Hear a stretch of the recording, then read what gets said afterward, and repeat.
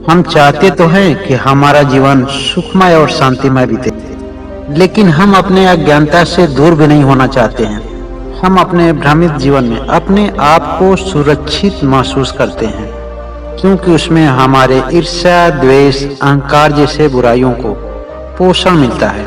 आज हम बुद्ध और सोमदंड के ज्ञान सभा से इन्हीं तथ्यों का विश्लेषण सुनेंगे।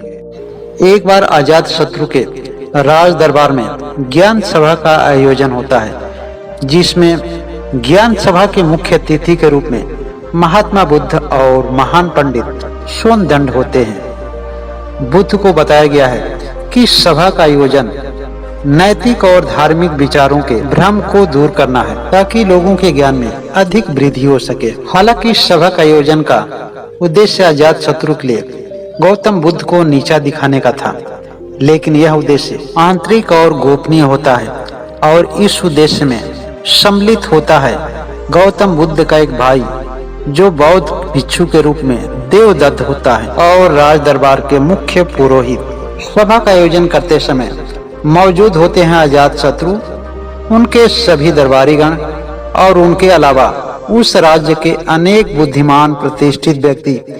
दो पक्षीय इस ज्ञान सभा में एक तरफ होते हैं महात्मा बुद्ध और उनके भिक्षुगण, और दूसरे तरफ होते हैं महान पंडित सोमदंड और उनके सहपाठीगण। दोनों पक्षों का स्वागत उस दरबार के राज पुरोहित के द्वारा किया जाता है, और सभा के आयोजन का उद्देश्य बताया जाता है कि सभा का आयोजन किसी भी एक विषय पर विचार प्रकट किया जाएगा, और लोगों के मध्य होने वाली नैतिक और धार्मिक भ्रांतियों को दूर किया जाएगा। विद्वान पंडित सोमदंड सभा का आरंभ करते हुए कहते हैं कि मैं महान पुरुष गौतम बुद्ध को अपना छोटा अनुज मानकर सर्वप्रथम विषय का चयन करने का उन्हें अवसर प्रदान करते हैं। वह अपनी इच्छा से कोई भी विषय ले सकते हैं और उस पर अपना विचार दे सकते हैं। इसके पश्चात गौतम बुद्ध सोमदंड को प्रणाम करते हुए अपना सबसे पहला प्रश्न पूछते हैं कि एक सच्चा ब्राह्मण होने के लिए उसमें कौन कौन से गुण अनिवार्य होने चाहिए। इसके उत्तर की पुष्टि में आप चाहे तो वेद और पुराणों का भी उदाहरण दे सकते हैं। बुद्ध के प्रश्नों का उत्तर देते हुए सोमदंड कहते हैं कि एक सच्चा ब्राह्मण होने के लिए उसमें मुख्य रूप से 5 गुण अनिवार्य हैं। पहला गुण रूपवान होना चाहिए।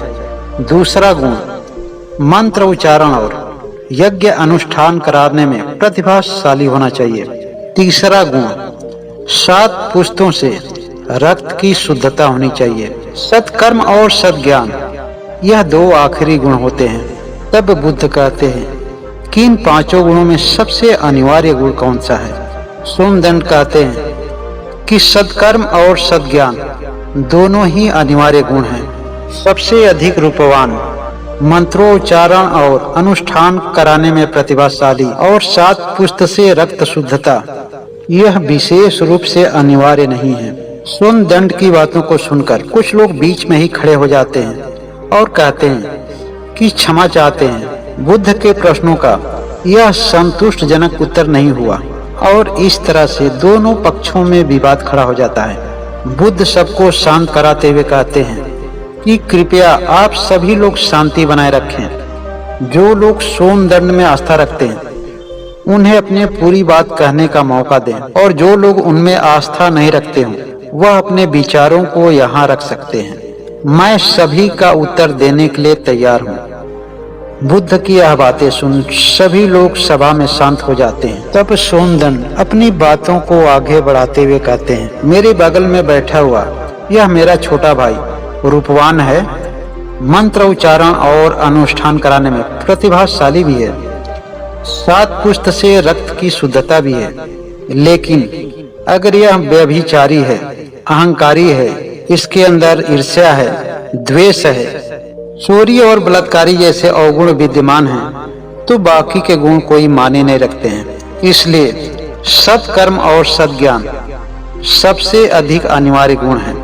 सोमदंड के इस संतुष्टजनक उत्तर से प्रभावित होकर अजातशत्रु उन्हें शाबाशी देता है और बुद्ध से कहता है, हे बुद्ध, और भी कुछ आप पूछना चाहते हैं, आपके सभी प्रश्नों का जवाब देने के लिए सोनदंड सक्षम है। तब बुद्ध आगे प्रश्न करते हैं कि सत्कर्म और सद्ज्ञान में सबसे अनिवार्य गुण कौन सा है। सोनदंड इन प्रश्नों को सुनकर मुस्कुराते हैं और कहते हैं कि सत्कर्म और सद्ज्ञान दोनों अलग अलग गुण नहीं हैं, बल्कि एक दूसरे के पूरक हैं। जिस तरह की एक हाथ दूसरे हाथ को साफ करता है और एक पैर दूसरे पैर को साफ करता है, ठीक उसी प्रकार सद्ज्ञान और सत्कर्म है जो एक दूसरे के पूरक हैं। तब बुद्ध आगे पूछते हैं कि सद्ज्ञान और सत्कर्म के उच्चतम कोटि तक कैसे पहुंचा जा सकता है। बुद्ध के इन प्रश्नों को सुनकर के सोनदंड बिल्कुल आश्चर्यचकित और मौन हो जाते हैं, क्योंकि इन प्रश्नों का उत्तर उनके पास होता ही नहीं है। वह हाथ जोड़ गौतम बुद्ध से कहते हैं कि हे महापुरुष, हे करुणा निधान, कृपया आप ही मेरा मार्गदर्शन कीजिए और बताएं सत्कर्म और सद्ज्ञान के उच्चतम कोटि तक कैसे पहुंचा जा सकता है। हम तो केवल सिद्धांत जानते हैं और सिद्धांत की ही बात करते हैं, लेकिन आप तो बुद्ध बन बैठे परम ज्ञान को प्राप्त हुए हैं, कृपया मार्गदर्शन करें।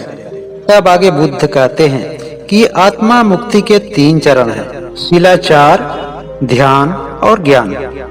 यदि हम शीलों का आचरण करते हैं तो ध्यान साधना में वृद्धि होती है और ध्यान साधना से ज्ञान का उदय होता है, जिसकी वजह से शीलों का गहन आचरण करना संभव होता है, जिसके कारण द्वेष, ईर्ष्या, अहंकार, मदिरापान, चोरी और बलात्कारी जैसे अवगुणों से दूर होकर आत्मा मुक्ति, शांति और आनंद को प्राप्त कर सकते हैं। बुद्ध के यह अमृत भरे वचनों को सुनकर सोनदंड बुद्ध के सामने नतमस्तक हो जाते हैं और बुद्ध के समक्ष हाथ जोड़ते हुए निवेदन करते हैं कि हे प्रभु, हे करुणा निधान, आप तो मुझे अज्ञानता रूपी अंधकार से ज्ञान रूपी प्रकाश की तरफ लाए।